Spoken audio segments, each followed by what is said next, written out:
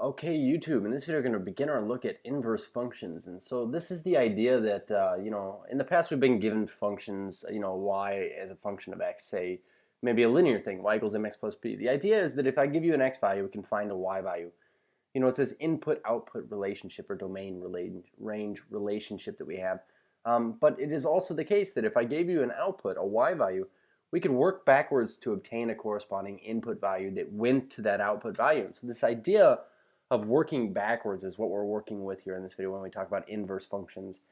We want to be able to learn how to write a general formula, and that's what this basically is. An inverse function is a general formula that gives us the x values of a function if we know the given y values to begin with. So what we're doing is we're working from output back to input. And so what we're going to work on in this video is basically how to write this formula in the first place. And so what I'm going to do is I'm going to take you through the process for writing the formula for the input of a function if you know the output.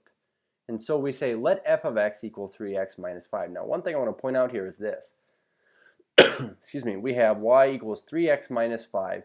Essentially, we're going to take our input, multiply it by 3, and subtract off 5 to get our output.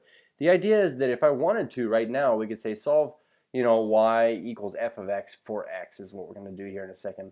But it says find the input when the output is 11, negative 11.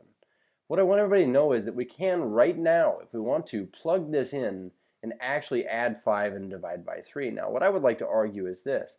No matter what the output is, whenever we plug that in, for the y value here, if we're going to solve for x, work backwards towards the input, what we're going to do is we're going to have to add 5 and divide by 3. We're going to have to do this so much that what we want to do is let's just write a formula that says, look, if you give me the output, this is always how you get back to the input. You just add 5 divided by 3. So what we're going to see here is this. We're going to take f of x equals 3x minus 5. And I'm going to write also y equals 3x minus 5. You'll see it written both ways. But it says solve y equals f of x for x. Now what I'm going to do is I'm going to suggest this instead. We're going to switch x and y and solve for y. I suppose the idea is this, that if I switch x and y around here, and if you look at this expression that I'm looking at up here where I wrote it in terms of y equals 3x minus 5, if we were to switch x and y around and then solve for y, what we'd in essence be doing is solving for this x right here that this suggests we do. So it says take your function and solve for x. What I'm going to say is we're going to switch x and y and then solve for y so that it says y equals something in terms of x still. So what we're going to get is this. Switching x and y, we're going to get x equals 3 times y minus 5. I'm going to write this here. Switch x's with y's. And what we're really doing is switching, and I'm just going to go say it now, switching the domain and range of this function. But for right now, we're going to say we're switching our x's with our y's. Now our second step involves solving for y. So really I should have written solve for y, but I was saying out loud solving for y.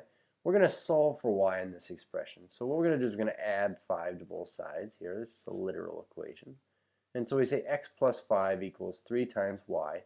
Now we're going to divide by 3. And my favorite part about this whole process is that it says what we mean. We say that really in order to get to the original input, which is x up here, but we switched x and y around, so we're calling it y down here, the original input.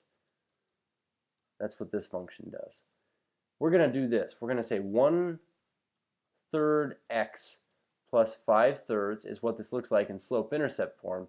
But we could also just say x plus 5 over 3, which is generally not a bad way to write this. So what we're going to say is this. This is our general formula for input. And I would argue that if there's a function in the first place, we could always kind of solve backwards for the input and say that that's the function that says if you give me an output, I'll get you back to the input. So what we're going to do now is this. It says find the input when the output is negative 11. And so what I'm going to do is I'm going to say what we're going to do is going to call this an input value for the inverse function down here, this x plus 5 over 3. And so here's what I want to write. First of all, the inverse function is given by this. Y equals x plus 5 divided by 3, which is the exact opposite of what this says here, is take it times 3 and subtract off 5. This says add 5 divided by 3.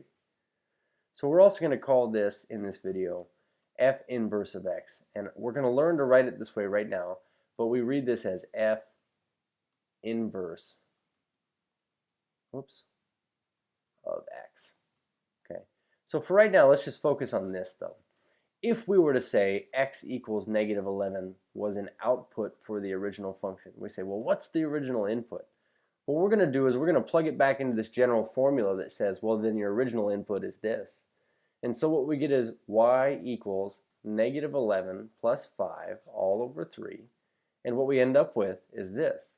Y equals negative 6 over 3, which is a negative 2. So in other words, when we got negative 11 on the original function as an output, then what we just discovered is, according to our backwards function here, our inverse function, we must have had negative 2 was our input. And this can be easily checked by plugging negative 2 into the original function here.